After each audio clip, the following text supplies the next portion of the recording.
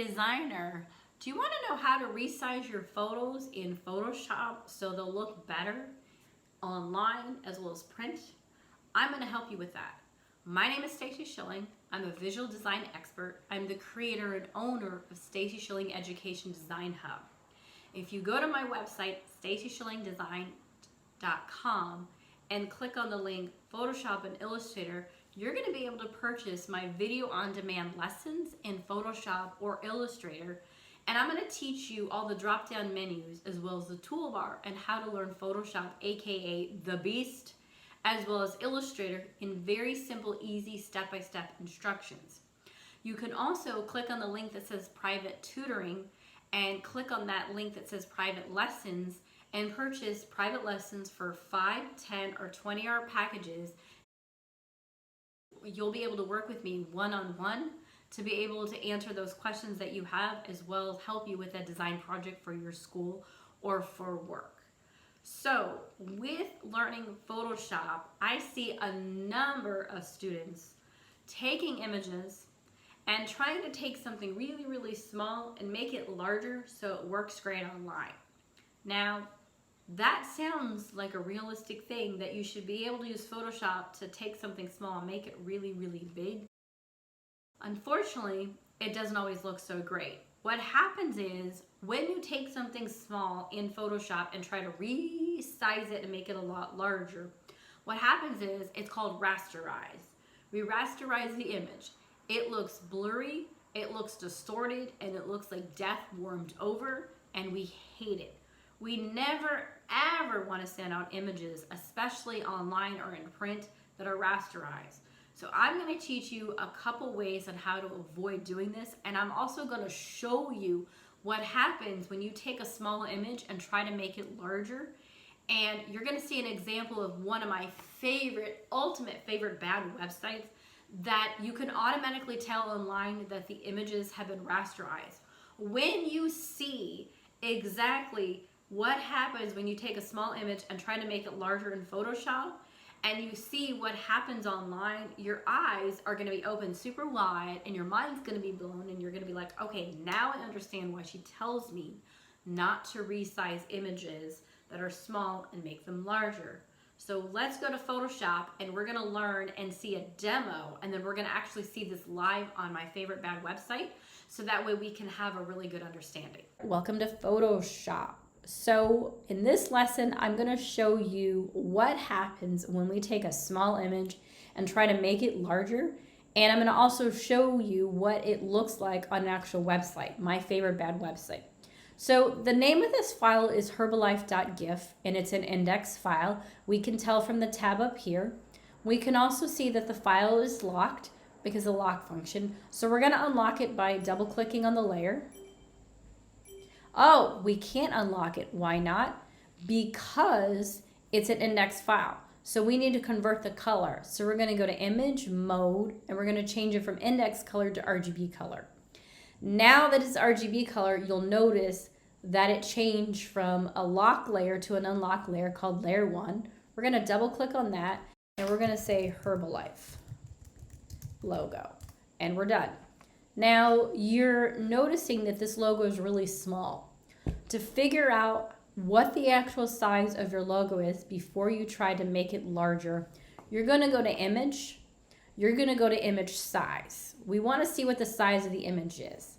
Now, right now, we're getting some information from this box. Photoshop is telling us that the size of the image is 40.9 kilobytes, so it's a very small file, so it's going to download super fast online.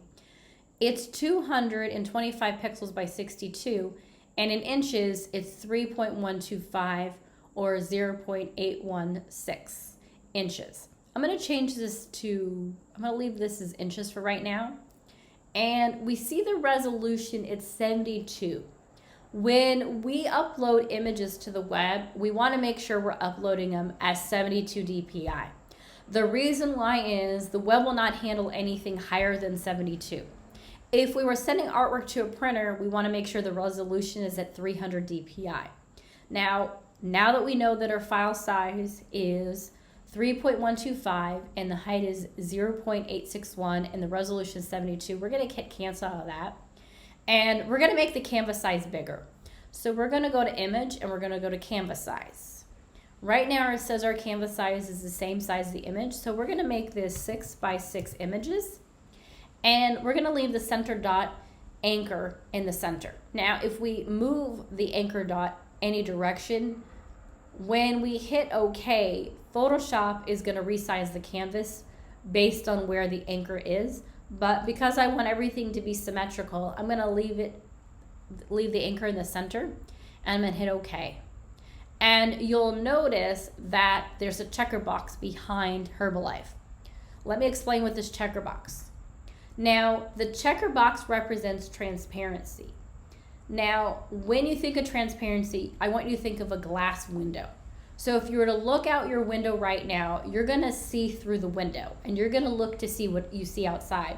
So you might see the sun, you might see the rain, you might see a storm, you might see the wind blowing in the trees, you might see a car driving by, you might see the house across the street.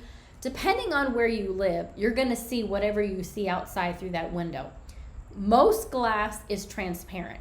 Now we do have colored glass, but in this instance, we're gonna focus on transparency glass. Online in the digital format, we can't see transparency because transparency is 3-dimensional. We're working in a 2-dimensional space, which is flat like a pancake. So in order to understand what something is with transparency, that means there's nothing behind it. Photoshop allows us to have this checker box function. So my checker box is gray and white. You can change your checker box color to another color that suits you in your preferences. If you want to know where the preferences is located and how to find it in Photoshop and how to do that, you're going to go to my website, stacyschilling.com. You're going to click on the link that says Photoshop, and you're going to purchase the course that says Photoshop, aka The Beast, Beginner's Guide. And when you purchase that course and you watch my video on demand lessons, there is going to be a lesson in there where we cover the preferences dropdown. You'll be able to understand that and how to navigate it and to change your transparency background. I'm gonna zoom in because anytime you're working in Photoshop, it never helps. It's never a bad idea to zoom in.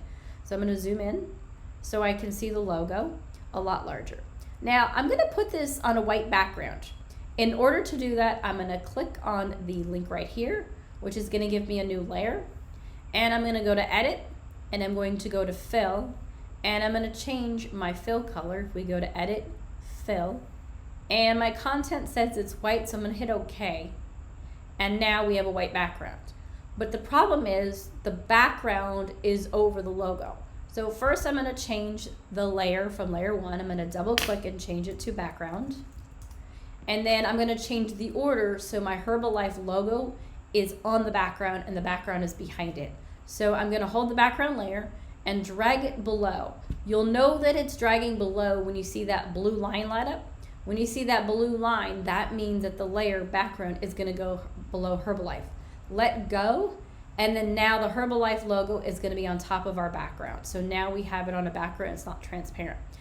But we're focusing on making Herbalife a lot larger so we can see it better. So I'm gonna zoom out just a little bit, and I'm going to click on Herbalife, and I'm gonna go to Command T to bring up my little anchors, and I'm gonna hold Shift, and I'm going to bring my logo and make it a lot larger so it fits the paper a lot better.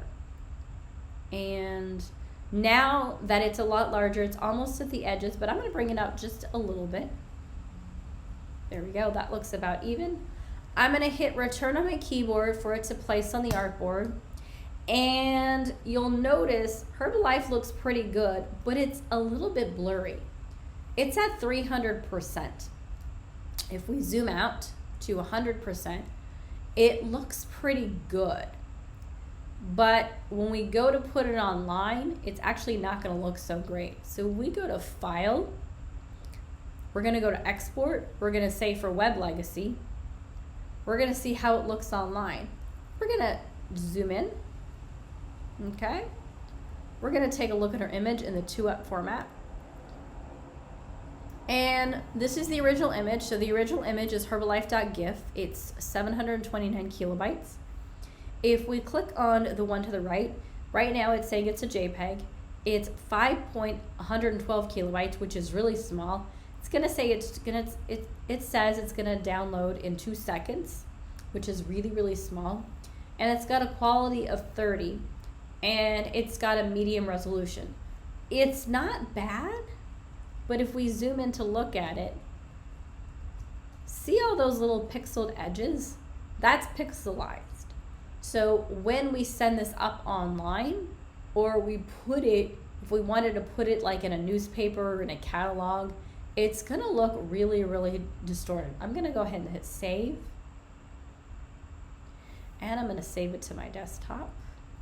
I'm gonna say Herbalife, and I'm gonna save it, and there it's at. Now, I wanna show you what happens when you make an image small and how it looks larger on a website. So we're gonna go to see my favorite bad website in Chrome. And this is MGD Parts and Services. They are out of New England. Now, let's not pay attention to all the crazy design. We're gonna scroll to the bottom of the page. And what you notice right here as we get to the bottom of the page, see this image right here and this image right here? You see how these cars look a little bit on the blurry side? And you can kind of see it looks a little bit blurry. This means they've been pixelized. So whoever worked on this website, they took a small image and made it larger to work. And then they put it online. And they expect it to have such a good quality, such as this image, or this image on the website. Anytime you take an image, especially if it came off the web, which you shouldn't be doing anyways, and resize it up, it's going to distort the image. It's going to look distorted, it's going to look blurry, and then it's going to look rasterized. You really want to avoid doing that to any of your artwork. And the reason why is you need to make sure that your images look as good as possible. So even though this looks good, it does not look as good as it did prior. So if we go to open recent,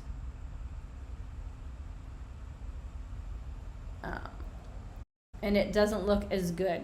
So that's one of the other issues that you're gonna have. So when you're working in Photoshop, it's really important not to take something small and make it large. Now you can take an image. So if we click on this, we're gonna hit File, and we're gonna hit Open. And I'm gonna open up a recent file. So I'm gonna open up this file. This came from a student. So this is a student file that they sent me that they were working on for their project. So I'm gonna undock it. I'm gonna drag it onto the artboard. And it looks pretty good, but I wanna make it a lot larger. So I'm gonna zoom out, and I'm gonna change the canvas size. I'm gonna go to Image, Canvas Size. And I'm gonna take it from 8.5 by 11 to 11 by 17. No, let's go 16 by 20. Let's go bigger than that. Let's go 16 by 20. Okay, so now the canvas got larger, but the image didn't get larger. So now I'm gonna make the image larger. I'm gonna go Command T. I'm gonna hold Shift and Option to make my image larger. I'm gonna let go. And you see how it looks kind of blurry? It doesn't look so great. That's because I took an image that was small and made it larger. When you take an image that's small and make it larger, it looks blurry. So now we're gonna do one more. So I'm gonna do File, Open, and I've got a file that I wanna pull out off my desktop, and I'm going to pull out this mascara photo right here. And see how nice and large. This is at 66.7%. I'm gonna grab that. I'm going to take this and zoom this out, and I'm gonna go find my mascara girl. I'm gonna drag her and drop her right into the file. We want the whole image of her to fit in the artboard. We don't want her cropped like we do. So we're gonna hit Command T. We're gonna hold Shift and Option and resize smaller, and we're gonna make the image smaller and center it, and then we're gonna hit Return on our keyboard to place it. And as we zoom in, the quality has not changed. She still looks good. All we did was we resized her down, But if we were to resize her up and hit Command T and make her a lot larger, see how blurry she looks now? I'll go pull the original image so you can see. Here's the original image, and here's where I took the image and made it smaller, and then I blew it back up again. See how she's blurry in this image on the left versus on the right? This is what happens when you take an image that was small and make it larger. You want to avoid doing that, or you're going to rasterize your artwork, you're going to make it blurrier. Then you're going to end up with a website that looks like this, that people are going to be like, "Ugh, this is so ugly. I don't like it. I wouldn't buy from them." Click, and you're going to click off the website and going to go somewhere else.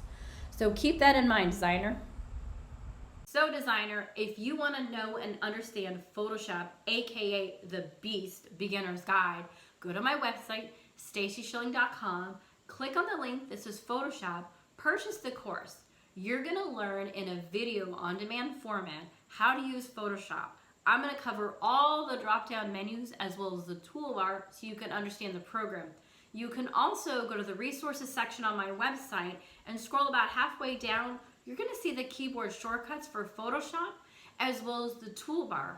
You can download a copy of that and print it right out and laminate it and keep it right by your desk, so when you're working in Photoshop, you can quickly refer to the names of the tools, where they're located, as well as the keyboard shortcuts to make working in the program so much easier. If you have any questions, you always got to go to my website, stacyschilling.com, designer. Hope to see you soon.